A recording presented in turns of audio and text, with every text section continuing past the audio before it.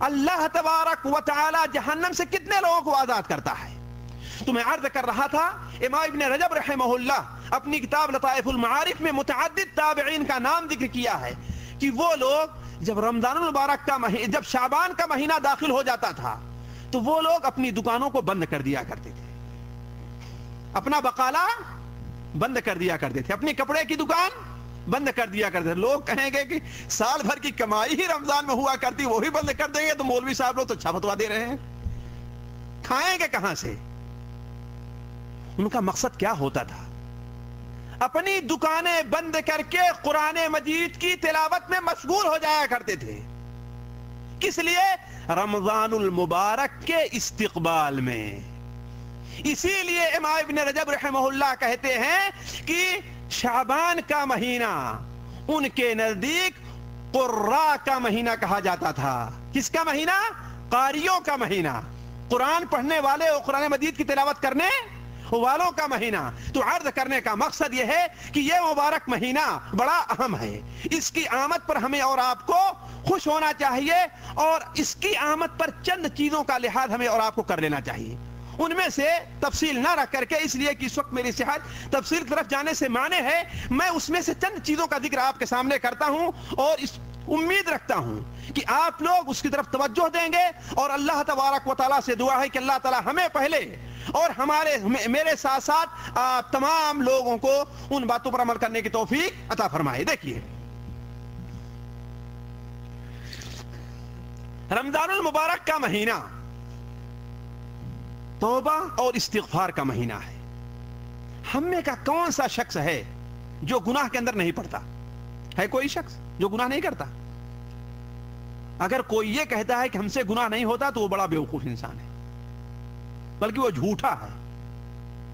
جو کوئی یہ کہتا ہے کہ اس سے گناہ نہیں ہوتا تو اس کا مطلب ہے کہ اس نے دین کو اور اسلام کو سمجھا ہی نہیں، وہ کسی دوسری وادی کے اندر ٹہل رہا ہے۔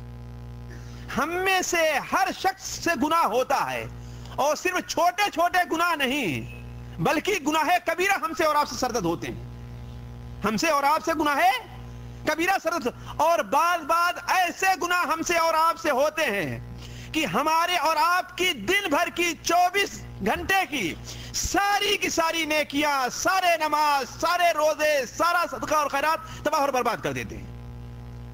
اگر ہم ہفتے بھر کی نیکیاں نہ کہیں، مہینے بھر کی اور زندگی بھر کی نیکیاں نہ کہیں، تو بعض گناہ ہم سے اور آپ سے 24 گھنٹے میں ایسے سرزد ہوتے ہیں جو ہماری اور آپ کی 24 گھنٹے کی نیکیاں تباہ اور برباد کر دیتے ہیں۔ لیکن مصیبت یہ ہے کہ ہمیں اور آپ کو اس کا احساس نہیں رہتا۔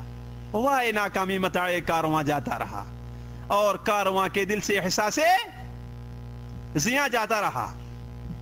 اس کا احساس نہیں کہ ہم سے غلطی ہو رہی ہے، ہم سے کوتاہی ہو رہی ہے، ہم سے بھول چوک ہو رہی ہے۔ تو پہلی چیز جس کا ہمیں اور آپ کو اہتمام کرنا چاہیے وہ کس کا؟ توبہ اور استغفار کا۔ سچی توبہ اللہ تبارک و تعالیٰ سے ہو، سچے دل سے اللہ تبارک و تعالیٰ کی طرف رجوع کریں کہ اے اللہ تبارک و تعالیٰ، سال بھر ہم سے بڑی غلطیاں ہوئی ہیں، نمازوں بھی کوتاہیاں ہوئی ہیں، ہم نے غیبت بھی کی ہے، چغلی بھی کی ہے، ڈیوٹی کرنے میں وقت کے اندر ہم نے کمی بھی کی ہے، وقت کی چوری بھی ہم نے کی ہے۔ اگر ڈیوٹی ہماری 7:30 بجے سے ہے تو ہم 8 بجے جاتے رہے ہیں، 8 گھنٹہ، آدھا گھنٹہ کہاں جائے گا؟ یہ ہمارے اور آپ کے اس کی تنخواہ لیتے ہیں کہ نہیں لیتے ہیں؟ دیکھیں، معمولی سی چیز ہے، اس کا کون اہتمام کرتا ہے؟ کوئی کرتا ہے اہتمام؟ اسی لیے دیکھیں، ہماری اور آپ کی یا لیبر پارٹی کی بعض کوتاہیوں کی وجہ سے اب لوگ پرسنٹیج پر کام کراتے ہیں اور ٹھیکہ دے کر کے کام کراتے ہیں۔ کیوں؟ اس لیے کہ پرسنٹیج پر کام کرنا ہے اور ٹھیکے پر کام کرنا، زیادہ محنت سے لوگ کام کرتے ہیں، اور اگر تنخواہ پر کرنا ہے تو اتنی محنت نہیں ہوا کرتی۔ ہم نے اچھے لوگوں کو دیکھا ہے کہ تنخواہ پر کام کر رہے ہیں، 10 بجے دکان بند ہو جائے گی، اور عید کے لیے 3 دن 4 دن کی چھٹی کرنی ہے، اور اگر اپنا کام ہے تو عید کے دن بھی دکان کھل جایا کرتی ہے۔ اپنا کام ہے تو عید کے دن بھی دکان کھول دیا کرتے ہیں، اور 10 بجے ابھی دیکھیں، ہو سکتا ہے کوئی گراہک آ جائے، ذرا 5 منٹ اور لیٹ کر دو، ارے 10 منٹ اور دیکھ لو، ہوتا ہے کوئی گراہک اور آ جائے۔ اور اگر تنخواہ پر ہیں تو اگر دیکھ رہے ہیں دور سے گراہک آ بھی رہا ہے اور 10 بجے فٹافٹ دکان بند کر دیں گے۔ ہوتا ہے کہ نہیں ہوتا ہے؟ میں اس بات طرف نہیں جاتا کہ اس کی حلت اور حرمت کا کیا معاملہ ہے، لیکن یہ چیز کم سے کم امانت داری کے خلاف ہے۔ تو عرض کرنے کا مقصد ہے کہ بہت سی چیزیں ہم سے اس سلسلے میں کوتاہیاں ہوا کرتی ہیں، تو ان تمام چیزوں کو اپنے ماضی کا ہم محاسبہ کریں، اپنے ماضی کا ہم حساب لگائیں اور اللہ تبارک و تعالیٰ کے سامنے سچے دل سے متوجہ ہوں کہ اے میرے مالک، اے میرے پروردگار، اے گناہوں کو بخشنے والے، اے رحم کرنے والے، اس مبارک مہینے کی آمد سے پہلے پہلے اور اس مبارک مہینے کی برکت سے ہمارے تمام گناہوں کو معاف کر دیں۔ کیوں؟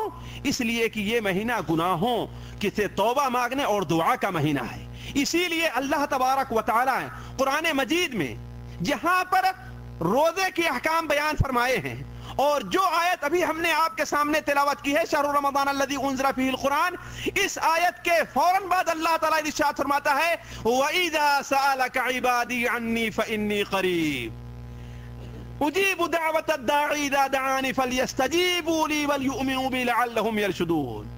اے محمد صلی اللہ علیہ وسلم، زبان ہلائیے، درود پڑھنا بڑے ثواب کا کام ہے۔ ایک بار درود پڑھنے کا کتنا ثواب ملتا ہے جی؟ بس چلیے 10 درجے، دیکھیے 10 درجات بلند کیے جاتے ہیں، 10 گناہ معاف کیے جاتے ہیں، 10 نیکیاں لکھی جاتی ہیں، اور ایک بار درود بھیجنے کے بدلے اللہ تعالیٰ آپ کے اوپر 10 بار نیکیاں آپ پر نازل فرما، آپ پر رحمتہ نازل فرماتا ہے۔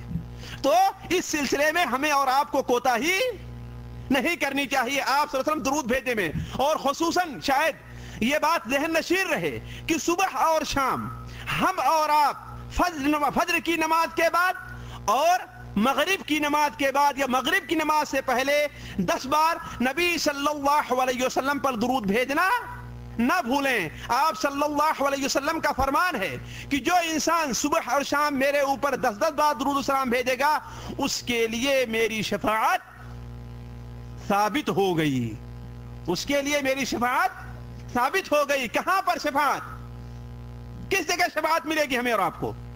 آخرت، قیامت کے دن، جہاں پر ہر انسان حتیٰ کہ انبیاء بھی شفاعت کے محتاج ہوں گے، حتیٰ کہ انبیاء بھی شفاعت کے محتاج ہوں گے۔ حضرت ابراہیم علیہ السلام، حضرت عیسیٰ علیہ السلام، حضرت آدم علیہ السلام لے کر کے آخر تمام انبیاء نبی صلی اللہ علیہ وسلم کی شفاعت کے وہاں پر محتاج ہوں گے۔ اللہ کے رسول صلی اللہ علیہ وسلم کا فرمان ہے کہ آدم علیہ السلام حتیٰ کہ ابراہیم بھی قیامت کے دن ہماری طرف متوجہ ہوں گے، اور آپ صلی اللہ علیہ وسلم کی یہ دوسری بڑی شفاعت ہے جو قیامت میں ملے گی، اور یہ شفاعت وہ ہوگی جو جنت کے دروازہ کھلانے کی شفاعت ہوگی۔ جنت کا دروازہ کھلانے کی اس لیے جنت قریب کر دی جائے گی، تمام مومن اور مسلمانوں کے دروازہ بند ہوگا، تمام لوگ انبیاء کے پاس جائیں گے، جس طریقے سے فیصلے کے لیے انبیاء کے پاس جائیں گے اور جا کر تمام انبیاء سے عرض کریں گے، تمام انبیاء معذرت کر دیں گے۔